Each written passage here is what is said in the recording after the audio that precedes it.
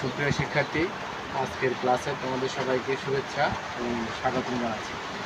আজকে আমরা রানাডারি উচ্চ বিদ্যালয়ের পক্ষ থেকে নবম দশম এসএসসি পরীক্ষার্থীদের ব্যবসায় যোগ প্রথম অধ্যায় পার্ট 2 গত ক্লাসে আমরা ব্যবসা পরিচিতি তোমার পার্ট 1 আলোচনা করেছি। ওই ব্যবসা পরিচিতিতে ব্যবসা কি, ব্যবসার প্রত্যেক ক্রমবিকাশের ধারা বিস্তারিত আমরা আলোচনা করেছি। আমরা ওই ক্লাসে ব্যবসা হচ্ছে অর্থনৈতিক কর্মকাণ্ডের সাথে জড়িত বৈধ ব্যবসাকে বোঝায়, এগুলো নিয়ে আলোচনা করেছি। আজকে আমরা পার্ট 2 ব্যবসার আওতা এবং প্রকারভেদ নিয়ে আলোচনা করব। দেখো সুপ্রিয় শিক্ষার্থী, বর্তমান যুগে ব্যবসাকে আমরা 3 ভাগে ভাগ করতে থাকি, অর্থাৎ আধুনিক ব্যবসাকে 3 ভাগে ভাগ করা যায়। প্রথমত হচ্ছে শিল্প, বাণিজ্য, প্রত্যক্ষ সেবা। শিল্প কি তোমরা জানো? শিল্প হচ্ছে উৎপাদনের একটি বাহক, অর্থাৎ কাঁচামাল প্রক্রিয়াজাতকরণের মাধ্যমে ব্যবহার উপযোগী করাকে শিল্প বলা হয়। অর্থাৎ কাঁচামাল প্রক্রিয়াজাত করার মাধ্যমে মানুষের ব্যবহার উপযোগী করাকে শিল্প বলে আমরা অভিহিত করতে পারি। এই শিল্প তোমার প্রকৃতি এবং উৎপাদিত কাঁচামালগুলো আমরা প্রক্রিয়াজাত করার মাধ্যমে স্বয়ংক্রিয়ভাবে মানুষের চাহিদা এবং অভাব অনুসারে আমরা কী করে উৎপাদন করি এবং সেগুলো ভোক্তাদের বা ক্রেতাদের চাহিদা মোতাবেক আমরা কী করি সরবরাহ করি। এটা হচ্ছে শিল্প। এই শিল্পে কিন্তু আবার 5 ভাগে ভাগ করা যায়। দেখো শিল্পের 5 ভাগগুলো তোমরা একটু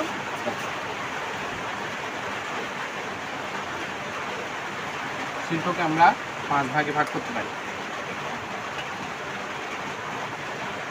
1 নম্বর হচ্ছে প্রজনন শিল্প,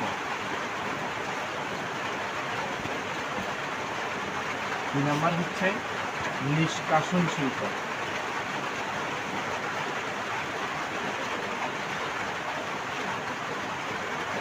3 নম্বর হচ্ছে উৎপাদন শিল্প,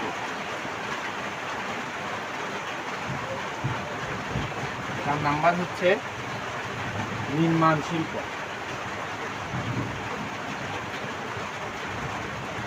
এবং 5 নম্বর হচ্ছে তোমার সেবা শিল্প। শিক্ষার্থী, তোমরা দেখো পাঠ্য বইয়ে এই বিষয়গুলো তোমরা অবশ্যই দেখতে পাবে। শিল্পকে আমরা 5 ভাগ করছি: প্রজনন শিল্প, নিষ্কাশন শিল্প, উৎপাদন শিল্প, নির্মাণ শিল্প, সেবা। এই সব শিল্পের মাধ্যমে আমাদের উৎপাদিত পণ্যগুলো আমাদের কাছে কি করে পৌঁছে এবং এই শিল্পের মাধ্যমে কিন্তু ব্যবসায় উৎপত্তি সাধিত হয়। সুতরাং এই শিল্পের বিষয়গুলো আমাদের অবশ্যই জানতে হবে। এই বিষয়গুলো তোমাদের পাঠ্য বই আছে। প্রজনন শিল্প কি, নিষ্কাশন শিল্প, উৎপাদন শিল্প, নির্মাণ শিল্প, সেবামূলক শিল্প। এই শিল্পগুলো তোমাদের অবশ্যই পাঠ্য বই আছে, এগুলো তোমরা একটু ভালো করে দেখে নেবে। এবার আমরা 2 নম্বর বাণিজ্য নিয়ে আলোচনা করব। সুপ্রিয় শিক্ষার্থী, এবার তোমরা দেখো আমরা বাণিজ্য নিয়ে আলোচনা করছি। বাণিজ্য কি, এটা তোমাদের পাঠ্য বইয়ে কিন্তু সুন্দরভাবে যথাযথভাবে আছে। এবার দেখো, বাণিজ্যকে ব্যবসায়ের পণ্য বা সেবা সামগ্রী বণ্টনকারী শাখা হিসেবে চিহ্নিত করা হয়। আমরা জানো ব্যবসায় বা শিল্পে ব্যবহৃত কাঁচামাল উৎপাদকের কাছে পৌঁছানো কিংবা শিল্পে উৎপাদিত পণ্য বা সেবা সামগ্রী ভোক্তাদের নিকট পৌঁছানো সকল কার্যাবলীকে বাণিজ্য বলে। অর্থাৎ বাণিজ্য হচ্ছে উৎপাদিত পণ্য বা শিল্পে উৎপাদিত পণ্য কাঁচামাল প্রক্রিয়াজাতকরণের মাধ্যমে ভোক্তা বা ভোগকারীর নিকট পৌঁছানোর যাবতীয় কার্যাবলীকে বাণিজ্য বলে আমরা অভিহিত করতে পারি। এবার দেখো, পণ্যদ্রব্য ক্রয় বিক্রয় কার্য যথাযথভাবে সমাধানের ক্ষেত্রে অর্থগত, ঝুঁকিগত, স্থানগত, সময়গত ইত্যাদি তথ্যগত তোমার ঝুঁকির সম্মুখীন হতে হয়। এইসব ঝুঁকি মোকাবেলা করার জন্য কিন্তু বাণিজ্যের উদ্ভব এবং এই বাণিজ্যের মাধ্যমেই তোমার পণ্য উৎপাদনকারীর কাছ থেকে ভোক্তা এবং ক্রেতাদের কাছে খুব যথাসময়ে সঠিকভাবে পৌঁছায়। অর্থাৎ আমরা বলতে পারি বাণিজ্য হচ্ছে ব্যবহৃত কাঁচামাল উৎপাদনকারীর নিকট থেকে পৌঁছানো কিংবা শিল্পোৎপাদিত পণ্য সেবা সামগ্রী ভোক্তাদের নিকট পৌঁছানো সকল কার্যাবলীকে আমরা বাণিজ্য বলে থাকি। বর্তমান যুগে বাণিজ্যকে আধুনিককালে তোমার ব্যবসা বলে অভিহিত করা হয়। তোমরা সুপ্রিয় শিক্ষার্থী, তোমরা দেখতে পাচ্ছ এখানে বাণিজ্য যেমন সত্যগত পণ্য বিনিময়, স্থানগত পরিবহন, সময়গত গুদামজাতকরণ, অর্থগত ব্যাংকিং, ঝুঁকিগত বীমা এবং তথ্যগত বিজ্ঞাপন, এইসব বিষয় বাণিজ্যে কিন্তু একটু উল্লেখযোগ্য বিষয়। এবার দেখো সত্যগত পণ্য বিনিময়, অর্থাৎ পণ্য বিনিময় তোমার মালিকানা সংক্রান্ত বাধা দূর করে। তার মানে এক মালিকের কাছ থেকে আরেক মালিকের কাছে পণ্য বিনিময়ের মাধ্যমে কিন্তু সত্যগত উপযোগ আমাদের সৃষ্টি হয়। এরপর দেখো স্থানগত, অর্থাৎ এক জায়গা থেকে অন্য জায়গায় যখন পণ্য বহন করা হয় তখন পরিবহন মাধ্যমে কিন্তু আমাদের স্থানগত বাধা দূর হয়। এই অর্থাৎ আমাদের একটি পণ্য যদি আমাদের বর্তমান রাঙামাটি থেকে যদি চট্টগ্রাম ঢাকাতে আমরা বহন করি, সেক্ষেত্রে পরিবহনের মাধ্যমে কিন্তু আমরা সেটা কী করি, নিয়ে যাই। সেক্ষেত্রে আমাদের স্থানগত বাধা দূর করে। সময়গত, এবার দেখো সময়গত উপযোগ বলতে গুদামজাতকরণ, অর্থাৎ সময়গত বাধা দূর করে। গুদামজাতকরণের মাধ্যমে পণ্য নির্দিষ্ট পণ্যগুলো আমরা গুদামে মজুত করার ফলে আমাদের চাহিদা অনুসারে আমরা পণ্যগুলো কী করতে পারি, বাজারে বিক্রি করতে পারি, এবং সেটা সময়গত উপযোগ আমাদের কী হয়, অনেকাংশে লাঘব হয়। এবার দেখো অর্থগত, ব্যাংকিং, অর্থাৎ ব্যবসায় যদি অর্থগত কোনো সমস্যার সৃষ্টি হয়, সেক্ষেত্রে আমরা ব্যাংক কার্যক্রমের মাধ্যমে বা ব্যাংকের মাধ্যমে আমাদের অর্থগত উপযোগ বা অর্থগত যা কার্যাবলী করে আমাদের অর্থ সংস্থান করতে পারি। সেক্ষেত্রে অর্থ সংক্রান্ত বাধা কিন্তু দূর হয়। এবার দেখো ঝুঁকিগত পণ্য, অবশ্যই ব্যবসায় ঝুঁকি বিদ্যমান, এবং পণ্য যখন উৎপাদন থেকে কারীর কাছ থেকে ভোক্তাদের নিকট পৌঁছাবে তখন অবশ্যই ঝুঁকি বিদ্যমান থাকবে। সেই ঝুঁকি মোকাবেলা করার জন্য কিন্তু বিমা অবশ্যই আবশ্যক, এবং এই পণ্যগুলো বিমা করার মাধ্যমে ঝুঁকি সংক্রান্ত বাধা কিন্তু আমাদের কী হয়, দূর হয়।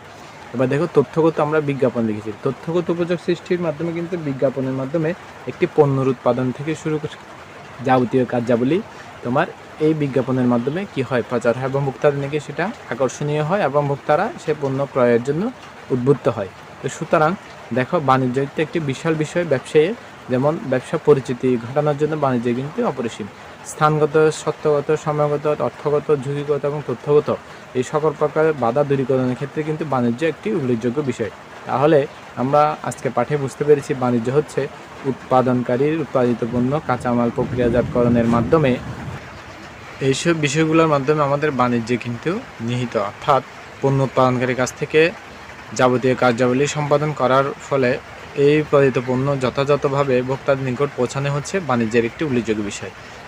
সেইগুলোর মধ্যে স্থানগত, সময়গত, অর্থগত, ঝুঁকিগত এবং তথ্যগত উপযোগ সৃষ্টি হয়, যেগুলো বাণিজ্য করে থাকে, এবং পণ্য বিনিময়, পরিবহন, গুদামজাতকরণ, ব্যাংকিং, বীমা এবং বিজ্ঞাপন এইসব বিষয়ের মাধ্যমে বাণিজ্য তার স্থান সকল প্রকার কার্যাবলী সম্পাদনের মাধ্যমে একটি পণ্য তার নির্দিষ্ট লোকে পৌঁছানোর ক্ষেত্রে ভূমিকা পালন করে।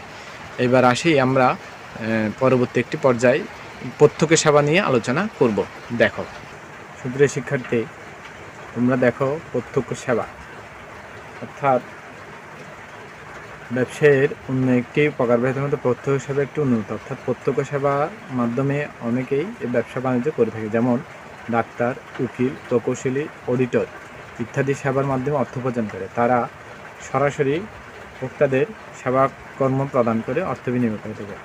অর্থ উপার্জনের উদ্দেশ্যে স্বাধীন পেশা নিয়োজিত ডাক্তার, উকিল, প্রকৌশলী প্রভৃতি পেশাজীবীরা বিভিন্ন রকম সেবা কর্ম অর্থের বিনিময়ে প্রদান করে থাকে। এই সকল সেবা কর্ম বৃত্তি প্রত্যক্ষ সেবা হিসেবে বিবেচিত। অর্থাৎ আমরা যখন আমাদের কোনো আইনি জটিলতা হয় তখন আমরা উকিলের শরণাপন্ন হই, প্রকৌশলী আমাদের বিভিন্ন দালান কোঠা নির্মাণ করে, অডিটর বিভিন্ন রকম ব্যবসা প্রতিষ্ঠানের অডিট করে থাকে, ডাক্তার আমাদের চিকিৎসা করে থাকে।